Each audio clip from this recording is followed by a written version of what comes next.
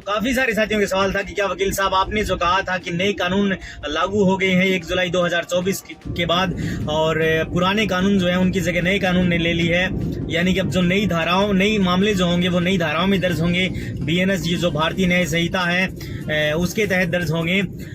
तो मैंने एक FIR दर्ज कराई, किसी साथी ने कहा कि 5 जुलाई को FIR दर्ज कराई, लेकिन उसमें धाराएं जो हैं वो पुरानी लगाई हैं, नई धाराओं के तहत FIR दर्ज नहीं हुई। तो क्या मामला है? तो दोस्तों मैंने कहा था कि 1 जुलाई के बाद अब नई धाराओं में FIR दर्ज होगी, लेकिन अगर आपकी घटना 1 जुलाई से पहले की है, यानी कि मान लीजिए आपकी जो घटना जो है वो 31 जून 2024 की है, 30 जून 2024 की है, तो डेफिनेटली आपकी जो FIR है वो पुरानी धाराओं में ही दर्ज होगी, क्योंकि जिस समय की घटना होती है उसके बाद में अगर FIR दर्ज होती है, चाहे 5 जुलाई को हो चाहे 10 जुलाई को हो, तो उसमें पुरानी धाराएं ही लगाई जाती हैं क्योंकि घटना जो है वो पुरानी धाराओं के तहत उसमें अपराध निर्धारित किए गए थे। इसलिए कुछ एक चेंजिंग की गई है, नए जो कानून है BNS है, BNSS है और भारतीय साक्ष्य विधेयक है, तो कुछ चेंजिंग की गई है। इसलिए जो घटना जिस समय कानून थे उसी के दौरान FIR उन्हीं धाराओं में FIR दर्ज होगी।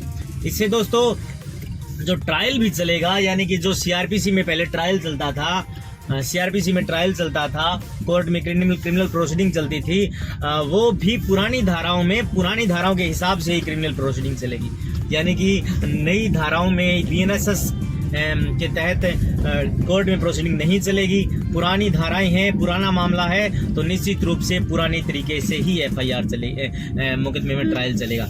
इसलिए दोस्तों अगर घटना 1 जुलाई 2024 के बाद की है तो डेफिनेटली FIR जो है वो नई धाराओं में दर्ज होगी, यानी कि तमाम जो सारे कानून हैं वो चेंज नहीं हुए हैं। अगर आप मारपीट, लड़ाई झगड़ा, दहेज हत्या, बलात्कार और दहेज के मामले हैं, चोरी के मामले हैं और किसी का रास्ता रोकने का मामला है, तो ये इस तरह के कानून जो हैं डेफिनेटली उनमें चेंजिंग आई है, यानी कि अगर आर्म्स एक्ट का कोई मुकदमा है तो आर्म्स एक्ट में ही दर्ज होगा, अगर आपके पास हथियार बरामद हुआ है तो आर्म्स एक्ट में ही दर्ज होगा। और दोस्तों अगर आपने जुआ अगर आप खेल रहे हैं तो वो गैम्बलिंग एक्ट में ही दर्ज होगा, वो BNS में दर्ज नहीं होगा। इसीलिए अगर आप गाड़ी से मान लीजिए आप गाड़ी से रास्ते से कहीं पर गुजर रहे हैं और कोई पुलिस वाला आपको देख लेता है, आप ओवर स्पीडिंग में हैं या फिर आपके पास कागज नहीं है, तो फिर आपका MV एक्ट में ही मामला दर्ज होगा, उसमें नया कानून नहीं जोड़ा गया है। इसलिए जो अपराध हैं बलात्कार, मारपीट, चोरी, लूट, डकैती, इस टाइप के जो मामले हैं डेफिनेटली उनमें चेंजिंग है और 1 जुलाई 2024 से वो BNS में दर्ज होते हैं और उनकी क्रिमिनल प्रोसीडिंग जो है वो BNSS यानी कि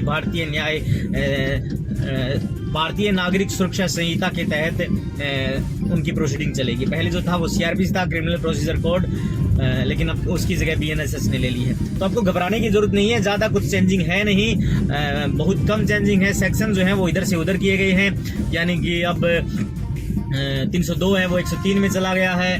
अब मारपीट 323 था पहले IPC में, अब BNS में 1115 में चला गया है। और इस तरीके से अगर आप किसी को 151 में पाबंद किया जाता था तो डेफिनेटली वो अब 170 BNSS में चला गया है। तो घबराने की जरूरत नहीं है, सिर्फ कुछ एक चेंजिंग की गई है। जो इनका मानना था, सरकार का यह मानना था कि जो पुराने कानून थे वो अंग्रेजों के द्वारा लाए गए थे, इसलिए हम जो हैं वो नए कानून, नए उनके नाम दिए गए हैं और डेफिनेटली वो जो हैं उनमें ज़्यादा कुछ चेंजिंग है नहीं। इसीलिए आप फोकस करिए कि आप अपराध सबसे पहले ना करें, लेकिन अगर आपसे अपराध हो जाता है, अपने देश में सुधारात्मक दंड प्रणाली है, यानी कि आपको मौका दिया जाता है, दलीलें भी दी जाती है कोर्ट के अंदर की ये प्रथम अपराध है जो मेरा क्लाइंट है और डेफिनेटली इसको मौका दिया जाए सुधरने का, तो डेफिनेटली आपका जो ट्रायल है वो नई धाराओं के तहत चलेगा। तो और कुछ ज़्यादा बताने के लिए है नहीं कुछ कानून में नए में, बस यही है कि नए कानून हैं, नई धाराएं हैं और नई तरीके से उनका ट्रायल चलेगा। तो डेफिनेटली अगर आपसे कोई अपराध हो जाता है तो घबराने की ज़रूरत नहीं है, आप धाराओं को क्रॉस चेक करिए, आप धाराओं को देखिए। और NCRB के नाम से प्ले स्टोर पर एक ऐप भी है जहां पर IPC से कन्वर्ट हुई धाराएं अगर आप 323 लगाओगे तो 115(2) में दिखाएंगी। इस तरीके से जो है वो कन्वर्जन है उनका। और डेफिनेटली थैंक यू, आपने मेरी वीडियोस को देखा। अगर आपको वास्तव में वीडियो पसंद आई है तो डेफिनेटली आप अवेयरनेस के लिए, सोशल अवेयरनेस के लिए आप जो है वीडियो को शेयर करें, मेरे चैनल को लाइक और सब्सक्राइब करें।